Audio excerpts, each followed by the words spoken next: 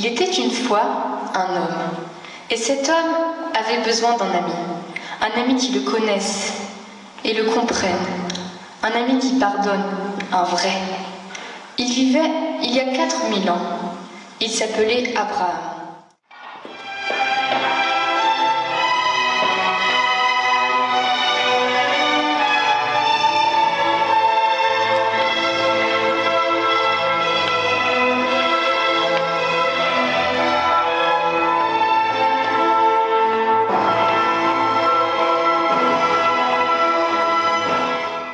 Abraham avait une épouse qui s'appelait Sarah, qui ne pouvait pas avoir d'enfant. Et déjà, Abraham et Sarah étaient bien vieux. Un jour, Abraham reçut une visite et son hôte lui dit : « Je reviendrai chez toi dans 1 an. Alors ta femme te donnera un fils. Tu l'appelleras Isaac. »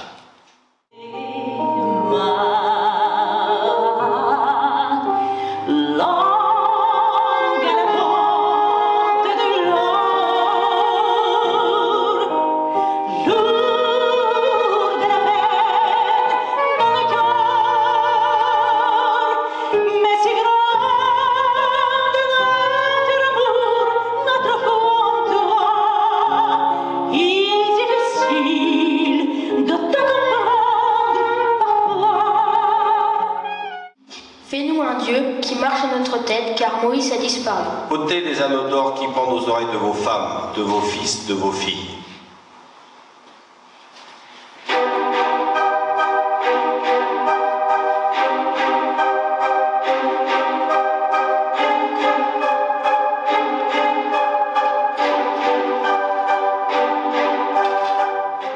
Voici ton Dieu, Israël, celui qui t'a fait sortir d'Égypte.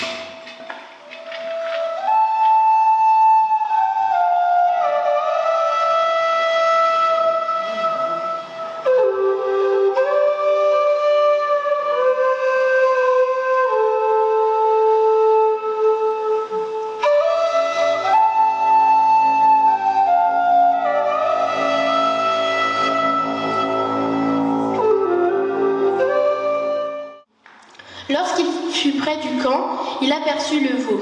Alors,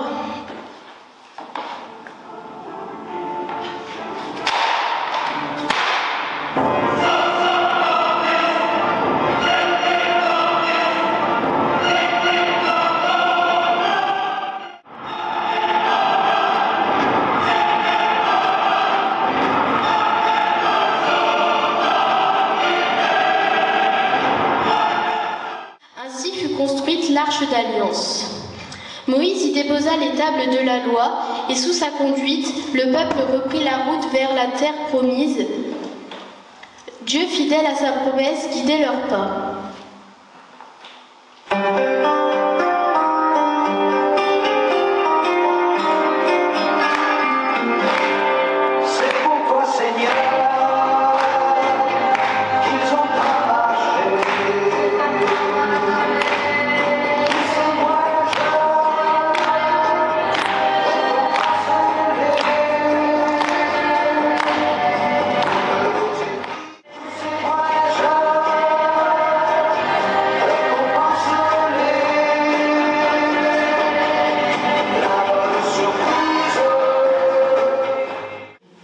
Il s'appelait David. Dieu le choisit pour devenir le berger de son peuple, car David, comme Abraham et Moïse, était l'ami de Dieu.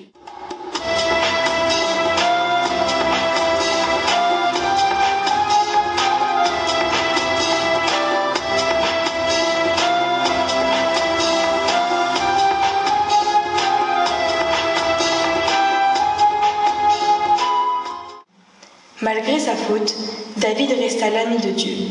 Il décida de bâtir un temple pour abriter l'Arche d'Alliance. Mais il n'eut pas le temps d'accomplir cette œuvre. Ce fut Salomon, fils de David et Bétzabé, qui bâtit un temple pour abriter l'Arche.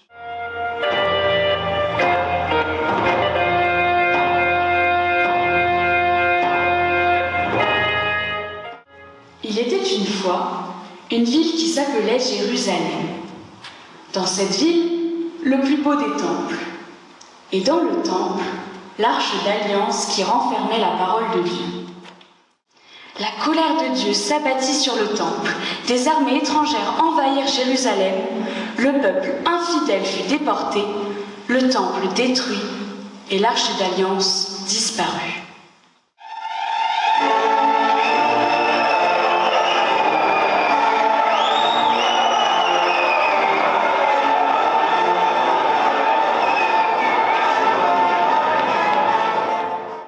Reviens, rebelle Israël. Je ne garde pas rancune, et qu'on ne dise plus où est l'arche d'alliance, qu'on n'y pense plus, qu'on ne s'en souvienne plus. Une jeune fille qui s'appelait Marie. Elle habitait Nazareth en Galilée. Elle était fiancée à un homme du nom de Joseph, de la descendance de David. Un jour qu'elle méditait, Dieu, comme il le fit jadis à Abraham, lui parla en son cœur.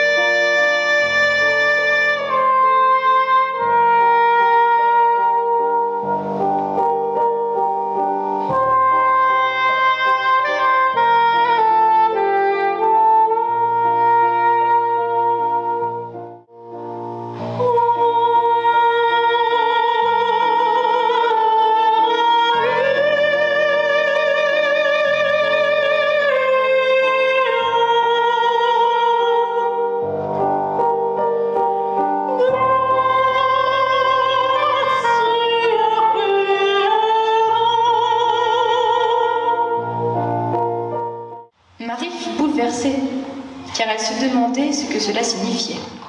Comme autrefois, Sarah la stérile, Élisabeth, ta cousine, vient malgré sa vieillesse de concevoir un fils. Elle en est à son 6e mois, car rien n'est impossible à Dieu.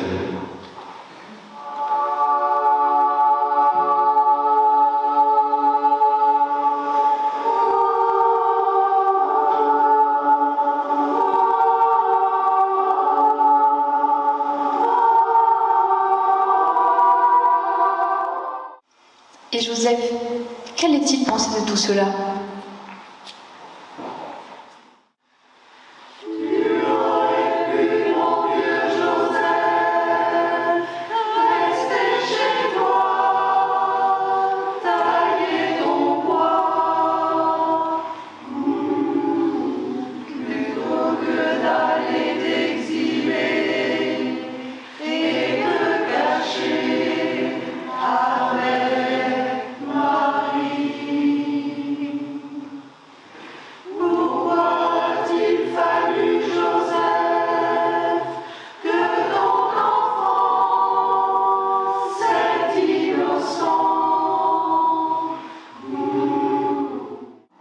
Et mener une vie commune, elle se trouva enceinte par le fait de l'Esprit Saint. Dieu, mais aujourd'hui aussi, c'est Dieu qui te demande de prendre Marie.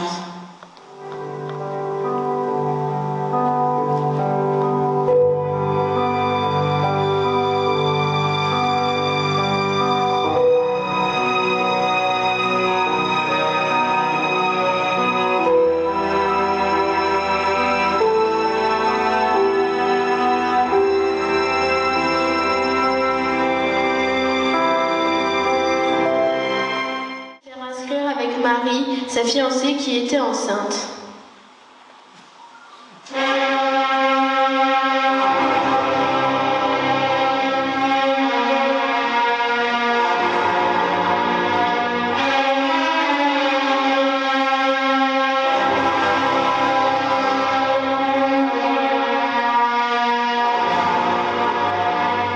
Avec Marie, mais ce n'est pas raisonnable.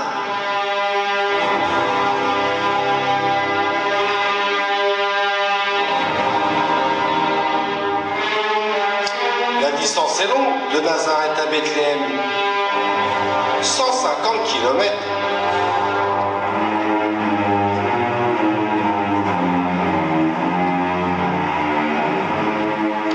Et les chemins sont médiocres.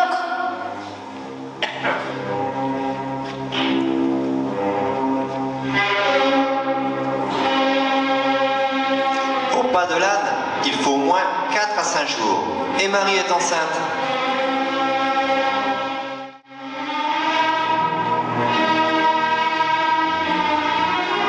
Elle risque d'accoucher là-bas, à Bethléem.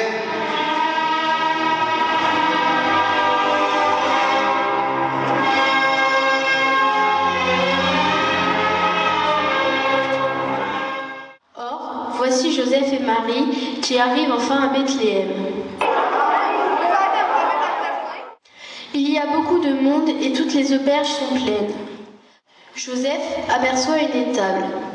Il pousse la porte et trouve là Marie mis au monde, son fils premier-né. Joseph l'enveloppa de lange et le coucha dans la mangeoire des animaux.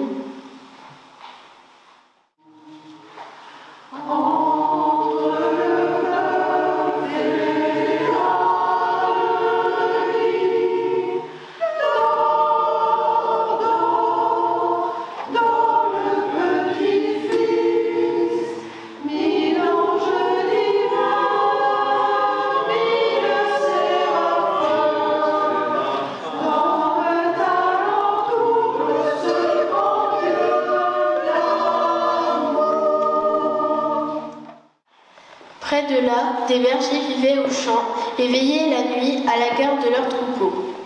Surpris par une grande troupe de l'armée céleste qui, au son des trompettes, clamait.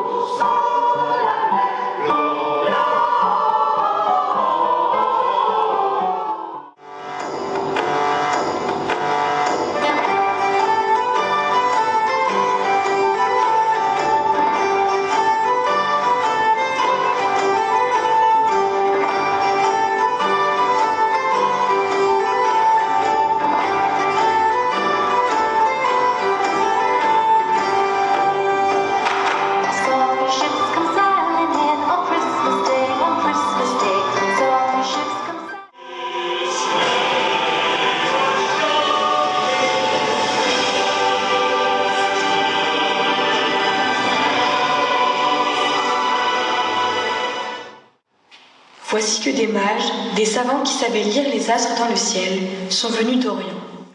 Ils se présentèrent à Jérusalem et demandèrent : Mais où est donc le roi des Juifs qui vient de naître? Nous avons vu son astre se lever et sommes venus lui rendre hommage. Mais où est né cet enfant? À Bethléem de Judée, car c'est ce qui est écrit par le prophète. C'est de toi, Bethléem, que sortira un chef.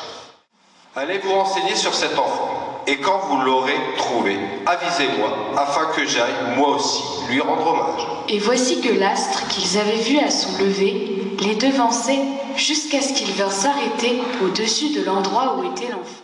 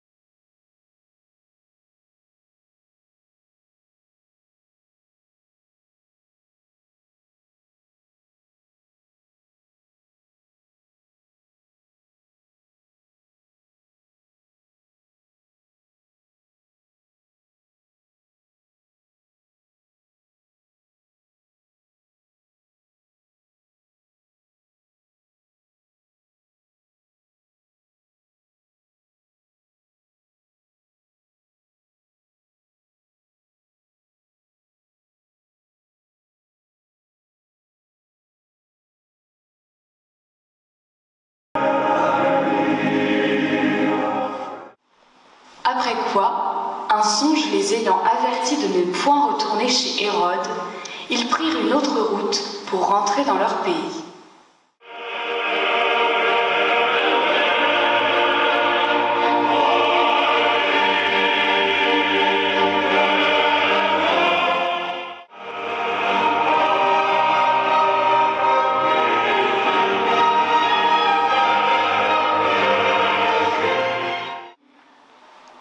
On raconte que Marie et Joseph se sont cachés avec l'enfant Jésus derrière un buisson de houx.